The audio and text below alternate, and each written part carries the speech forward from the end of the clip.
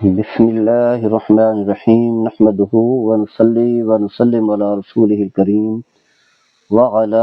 آلہ الطیبین واصحابہ الطاہرین اما بعد۔ حضرات گرامی، ہم تذکرہ کر رہے تھے اس ہستی کا جو محبوب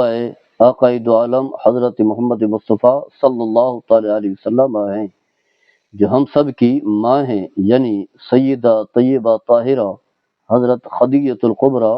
اور رضی اللہ تعالی عنہا۔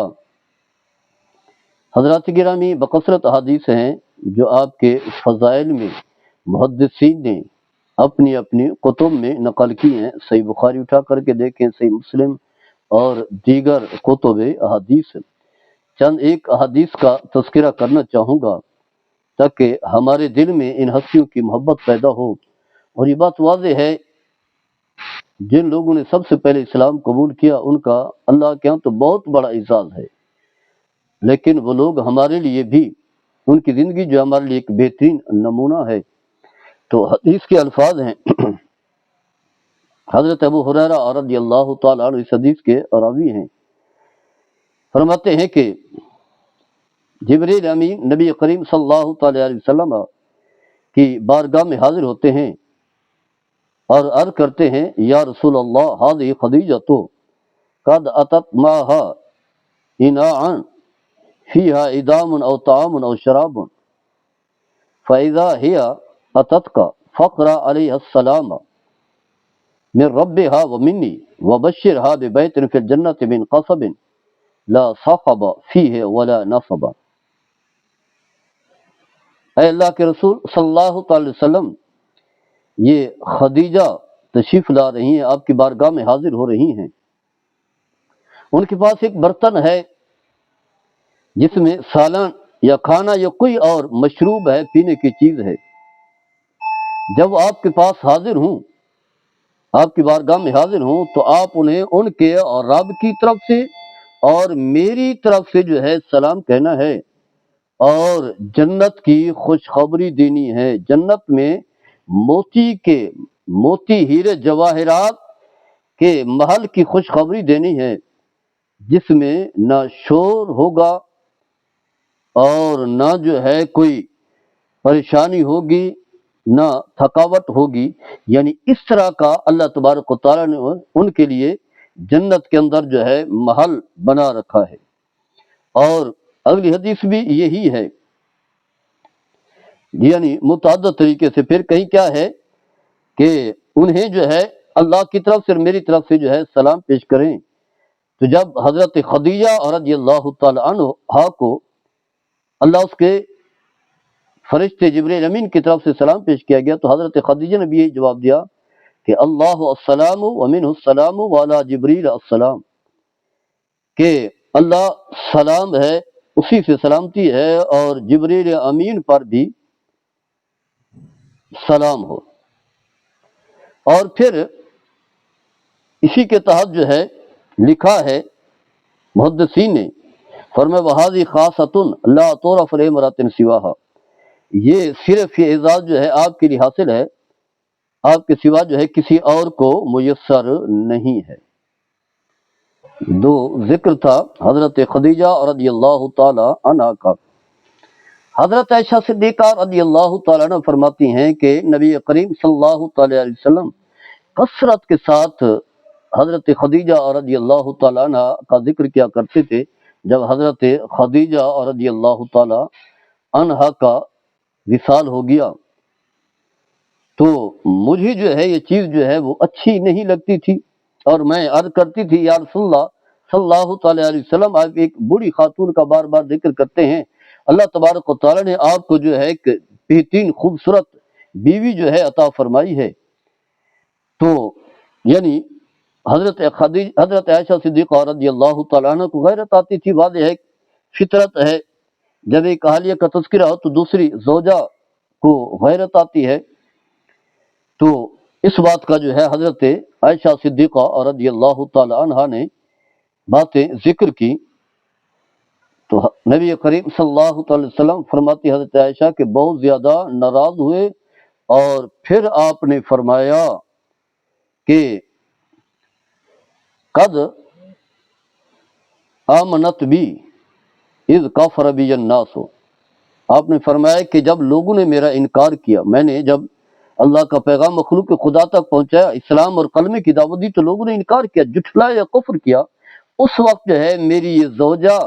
مجھ پر ایمان لائی، اسلام میں داخل ہوئی اور میری باتوں کی جو ہے تائید کی، اور پھر وصدقتنی اذ کذب الناس، فرمایا کہ جب لوگوں نے مجھے جھٹلایا تو انہوں نے جو ہے میری بات کی تصدیق اور تائید کی، وواستنی بمالہا اذ حاربنی الناس، اور پھر اپنے مال کے ذریعے سے جو ہے میری معاونت و مدد کی جب لوگ جو ہے مجھے چھوڑ چکے تھے، کچھ دینے کے لیے تیار نہیں تھے، اس وقت جو ہے اپنا مال جو ہے مجھ پر جو ہے قربان کر دیا۔ وَرَزَقَنِيَ اللَّهُ عَزَّ جَلَّ وَلَدَهَا اذ حرمنی اولاد النساء، فرمایا کہ اللہ تبارک و تعالیٰ نے ان کے ذریعے سے جو ہے مجھے اولاد سے نوازا ہے۔ اللہ تعالیٰ نے جو مجھے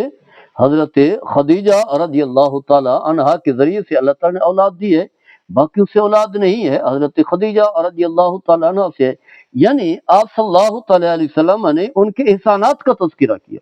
حالانکہ حضرت خدیجہ رضی اللہ تعالیٰ عنہا امتی ہیں، آپ اللہ کے رسول ہیں،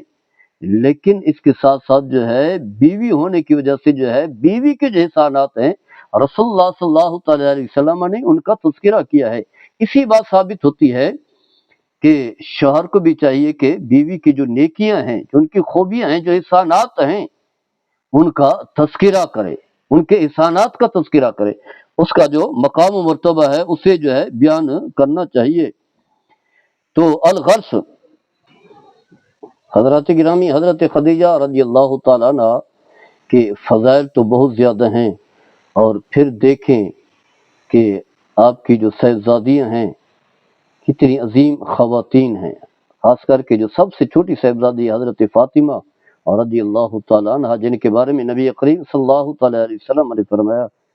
کہ فاطمہ جو ہے جنتی عورتوں کی سردار ہے،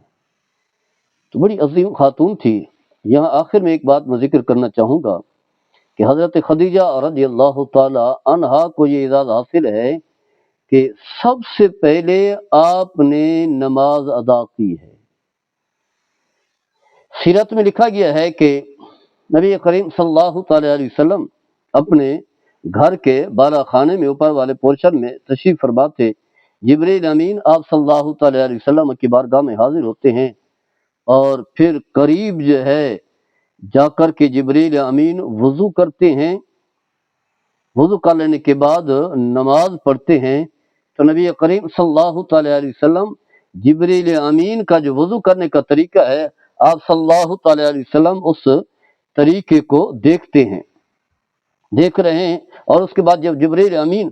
نماز پڑھاتے ہیں تو نبی کریم صلی اللہ تعالی علیہ وسلم ان کی نماز کے طریقے کو بھی دیکھتے ہیں کہ کس طرح جبریل امین جو ہے جبریل امین نے نماز پڑھی، جبریل امین تو واپس چلے جاتے ہیں، پھر رسول اللہ صلی اللہ تعالی علیہ وسلم اپنی زوجہ محترمہ حضرت خدیجہ رضی اللہ تعالی عنہا کے ہاں تشریف لاتے ہیں،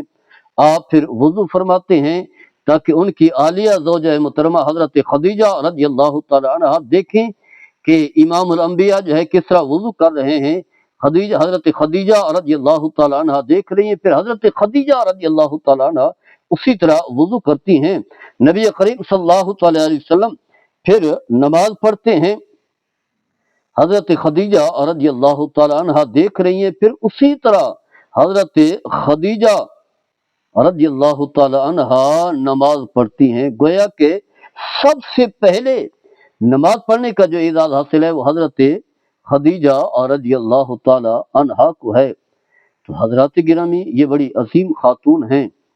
اور پھر جیسا کہ میں بتا چکا ہوں کہ 10 رمضان المبارک کو اور اعلان نبوت کے 10 سال بعد ہجرت سے 3 سال پہلے آپ کا وصال ہوتا ہے۔ جب آپ کا وصال ہوتا ہے تو خود نبی کریم صلی اللہ تعالی علیہ وسلم قبر کے اندر جو ہے اپنی زوجہ محترمہ کو جو ہے قبر کے سپرد کرتے ہیں۔ جنازے کا اس وقت دور نہیں تھا، جنازے کا حکم نہیں آتا، جنازہ نہیں پڑھا جاتا، اور آپ کو جو ہے جنت المعلا میں جو مکہ مکرمہ میں ہے وہاں حضرت خدیجہ رضی اللہ تعالی عنہا کو قبر کے سپرد کیا جاتا ہے۔ یہ ہستیاں جو ہیں ایمان کا مرکز ہیں، یہ وہ ہستیاں ہیں جنہوں نے اللہ کی وحی پر ایمان لائیں اور اس پیغام کو ہم تک پہنچائے۔ آپ سے بھی حدیث جو ہے مروی ہیں، یعنی نبی کریم صلی اللہ تعالی علیہ وسلم کے ارشادات بھی، اور جب تک حضرت خدیجہ رضی اللہ تعالیٰ عنہ حیات رہیں میرے آقا صلی اللہ تعالی علیہ وسلم نے کسی اور سے نکاح نہیں کیا۔ اتنا محبت تھی امام الانبیاء حضرت محمد مصطفیٰ صلی اللہ تعالی علیہ وسلم کو اپنی زوجہ محترمہ حضرت خدیجہ رضی اللہ تعالی عنہا کے ساتھ۔ اللہ تعالی ہم سب کو ان ہستیوں کے نقش قدم پر چلنے کی توفیق عطا فرمائے۔ وما علیہ البلاغ۔